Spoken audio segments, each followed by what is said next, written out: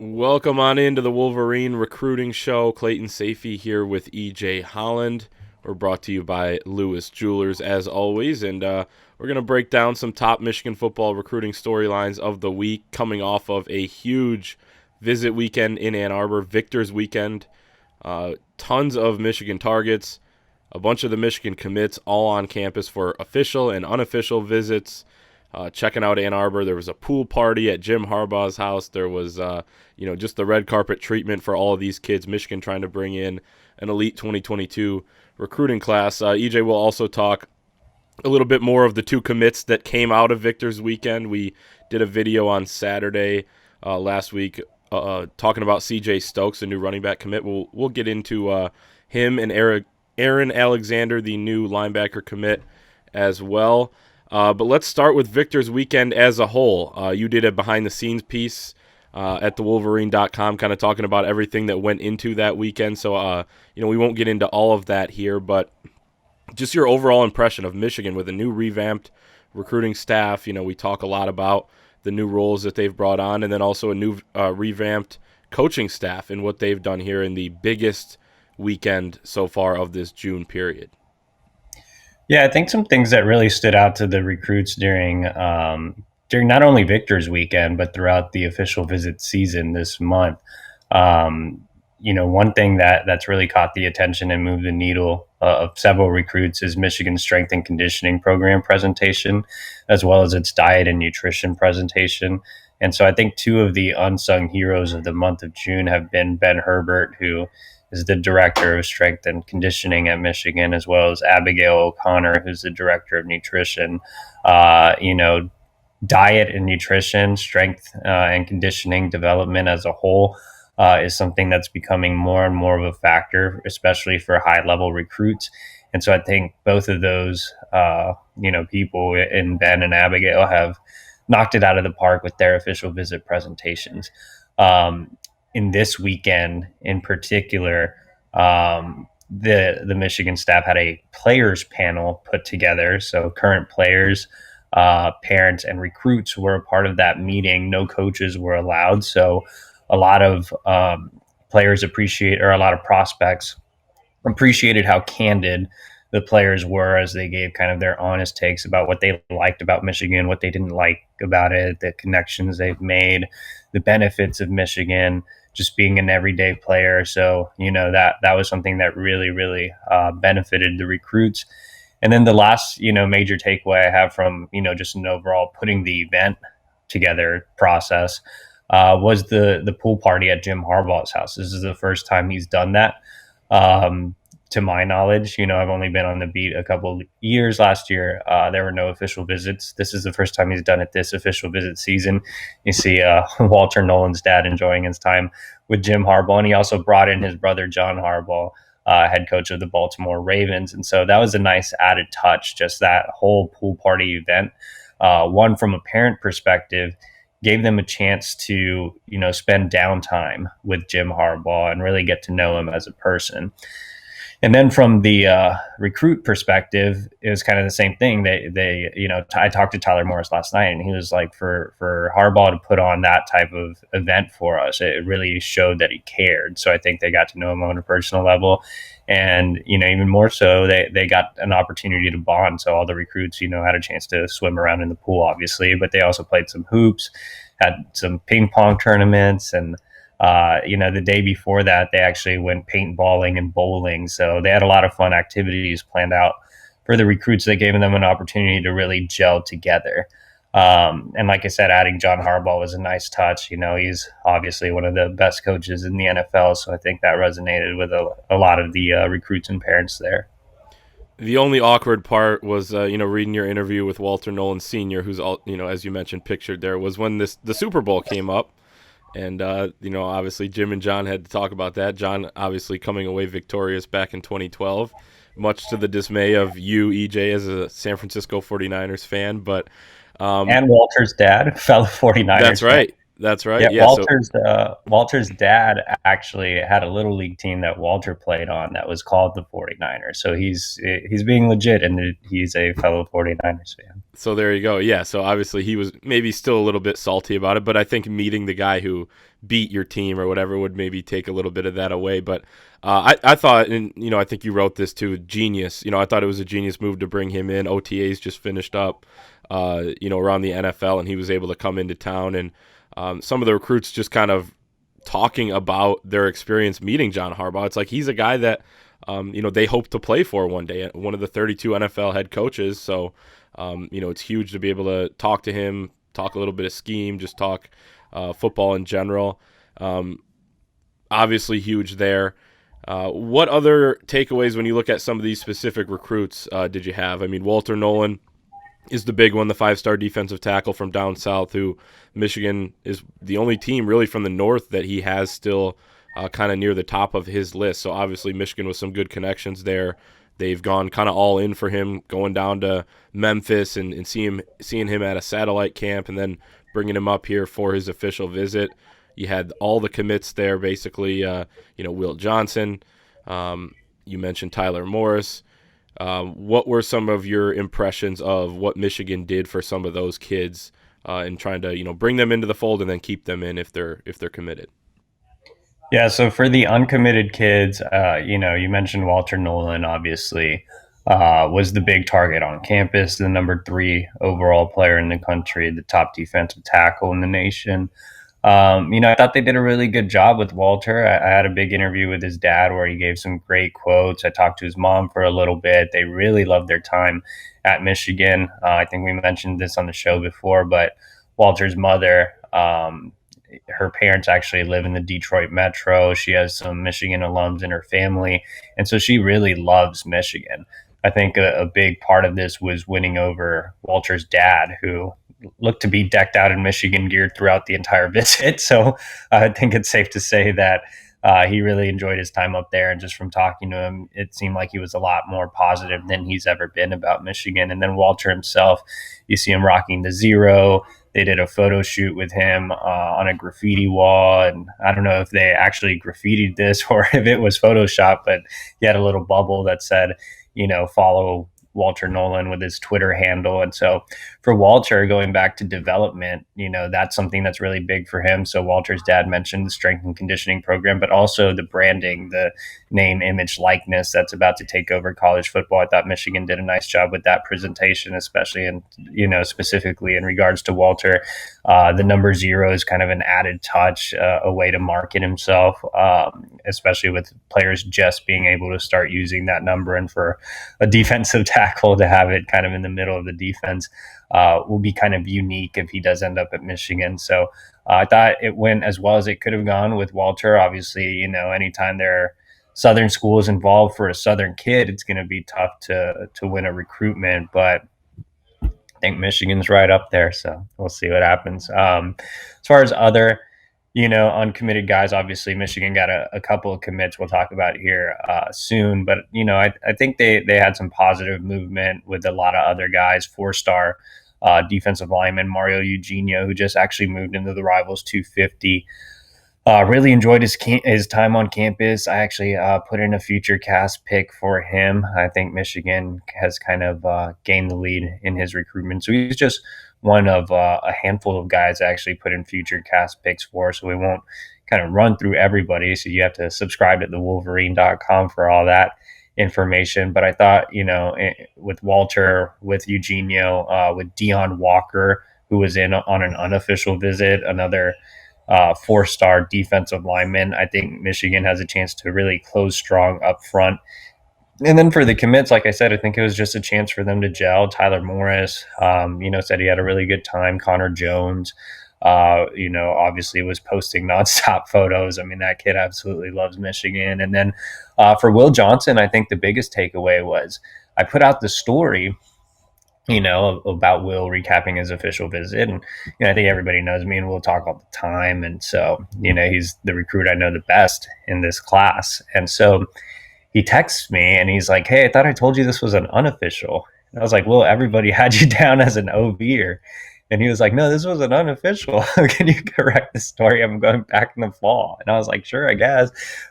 So I think that's a big takeaway, though, that it was actually an unofficial visit for Will Johnson, and he'll be back for an official visit in the fall. That's back to back unofficial visit weekends for Will Johnson. And I think this one in particular not only helped with Will, but helped with his mother as well. Obviously, his father, Dion, is very high on Michigan and played, as a former Wolverine. So, he's going to want Will to stay home. But coming out of that USC visit, back to back unofficials, and this weekend in particular, I think, concerns have definitely eased on the Will Johnson front. Yeah, that's definitely huge. And, basically, what does that exactly mean? I guess they paid for their gas money, to Ann Arbor. Didn't, get to, have the free hotel and all that. But that is big news, that he wanted to be there and then also come back and get the, full treatment again in the fall. Um, as we talked about, Michigan landed a couple guys, weren't kind of the guys that are necessarily as highly touted, but guys that Michigan's pretty high on. CJ Stokes, as we mentioned, we did a video on that, a few days ago talking about him pulling the trigger. He was the first guy. And then later on Saturday, Aaron Alexander, 2-star linebacker from Belleville, Michigan, just down the road as well, another in-state guy. CJ Stokes coming from South Carolina, but Michigan prioritizing in-state here as of late. So I guess let's start with Aaron Alexander since we've discussed CJ Stokes a little bit, and then we can get some more thoughts that you have on him as well.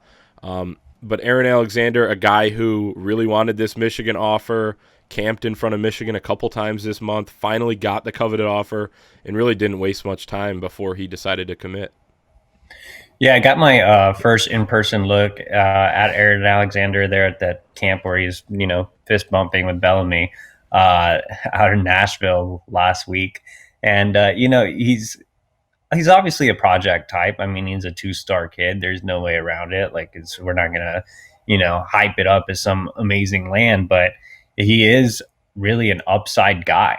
One of the big reasons that Michigan offered him was he camped in front of the staff at both of their on-campus camps. Like I said, he did the satellite camp in Nashville. He was actually at the satellite camp in Big Rapids as well that me and you were at. But, at that point, nobody really knew who he was. He only had an offer from Marshall. But the thing that really caught Michigan's attention was he measured in at a legit 6'1", 205. And at their camp, he ran a 4.5 40 electronic. So he's also a star on the track. And so when you put that combination of size and speed, you're like, hey man, this guy has the athletic profile. He's a local kid. We really liked what we saw from him, not only with his testing, but with his performances at these various camps. They decided to go ahead and take a shot at him and take a flyer. And if you're going to take a flyer on a kid, a local guy that has the size, that has the linebacker profile and the speed, I mean, why not? Plus, he's a really smart kid. I believe he's a 4.0 GPA student. He grew up loving Michigan, so he's going to give his all to the locker room. And that's something when I talked to Aaron's dad and his trainer last week or over the weekend, right when he committed, they said, hey, this guy's going to really help with the locker room. He's going to help with the culture. So I think that Aaron's just a kid that you can easily root for. So, I know a lot of people were debating about the take, but look, every class is going to have one guy where you're just like, I guess we'll see what he turns into. I mean, last cycle it was Dominic Jadis. And so that was the guy that Sean Nua evaluated on film, took to Harbaugh and said, hey, look at this random kid. And Harbaugh was like, I like him. Let's take him. And he committed the same day.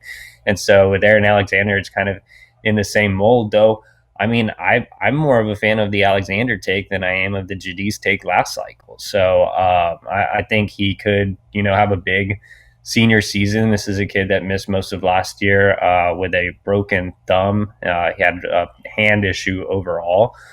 So really excited to see what he looks like. He hasn't been a linebacker full time. He actually played a lot of running back. So again, I think he's a guy that could see his stock rise maybe sometime, in the fall. But I think he's a guy that Michigan evaluated, and I think it says something that Michigan trusts their evaluations. Yeah, and it's an upside take. And as you said, it could be worse that you're an in-state kid from a school that does produce a lot of talent in Belleville. So obviously makes sense. And they saw him in person, and like you said, Michigan's going to trust their evaluation. So they saw him in person. They liked what they saw. And keep in mind, this kid missed some games last year with a hand injury, I believe. So he's not fully maybe evaluated, and I think he has a chance to shoot up the rankings if he has a big season this fall.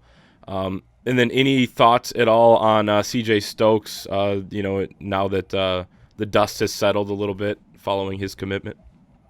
Yeah, we talked about Stokes in our previous video, so make sure to go back and watch that. But, again, just to kind of reiterate some of the things, I had a chance to talk to his high school offensive coordinator to get a little more insight on him. And, I didn't realize how big he was. He's already at about 205. So he's bigger than what he looks like just in photos. I haven't had a chance to see him in person.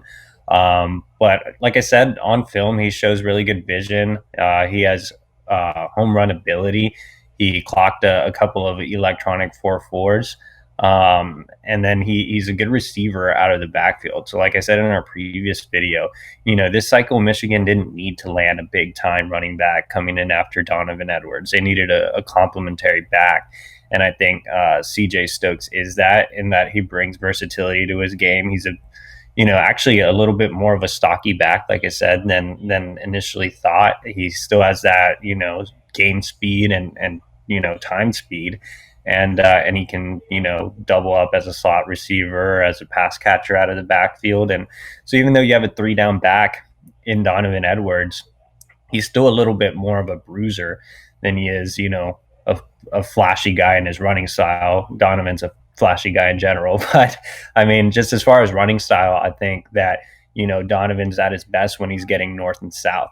I think with CJ, he's a guy you can do a little more with and put him in, and obviously Michigan likes to rotate backs. I mean, they need to figure out how to rotate backs, but I think the fact that they rotate backs, CJ's a good take coming in behind Donovan.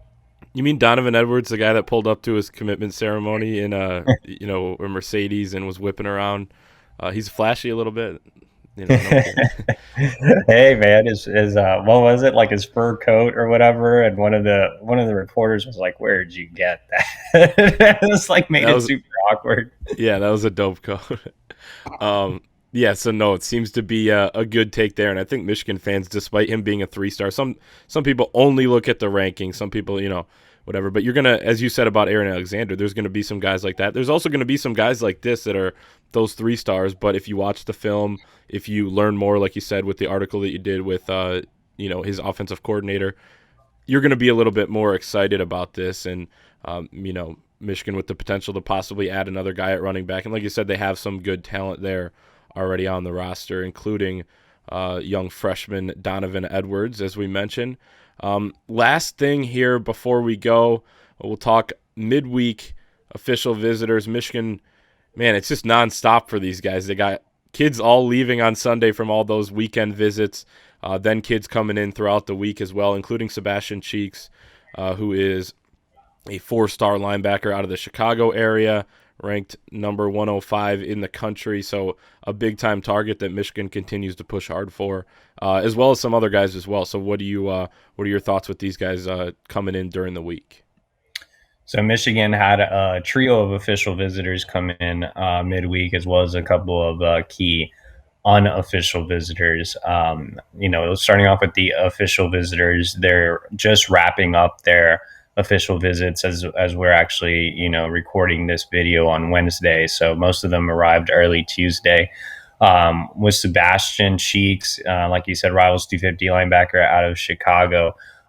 Michigan was considered an early leader. Their stock kind of fell a little bit as schools like Texas and North Carolina really rose up his list. Michigan had a lot of work to do this weekend, but the staff has gone all out on him. Mike McDonald and George Hilo have made him the top overall linebacker on the board and one of the top, overall targets in the 2021 class. I would say he's one of the 5 most important remaining targets for sure, probably even top 3. So I'm interested to see how this visit went. It's such a pivotal visit for Sebastian and his recruitment. Outside of Sebastian, Michigan was able to get Keon Saab, Rivals 100 safety, out of IMG Academy. Saab is a guy who actually eliminated Michigan just like 2 weeks ago.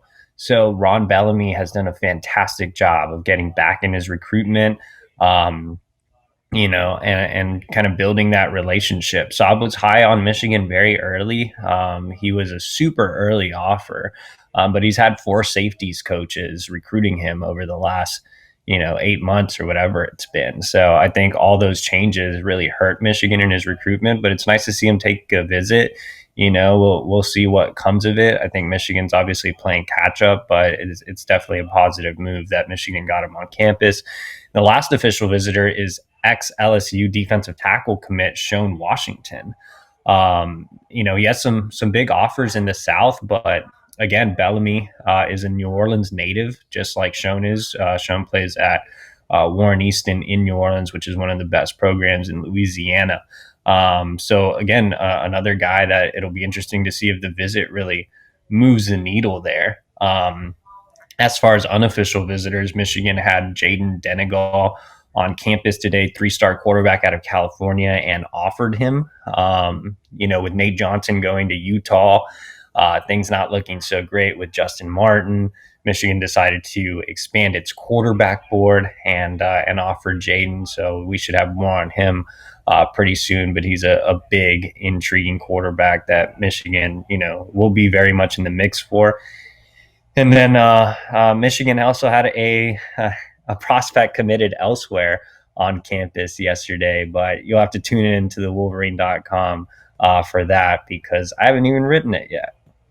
There you go. So, yeah, we can't give it away even though we're not live, but everyone head over to the Wolverine.com for that scoop and many other scoops as it's a busy month in Michigan football recruiting, as we talked about, with some huge visit weekends, midweek visits for Michigan. Also, they've been hitting those satellite camps that we've talked about throughout the month as well. So Blue60 is your promo code at thewolverine.com for a 60-day free trial. You can interact with fans on our message board as well as ourselves, and then also get all of our premium articles as well. So go and do that right now, and we'll see everyone next time.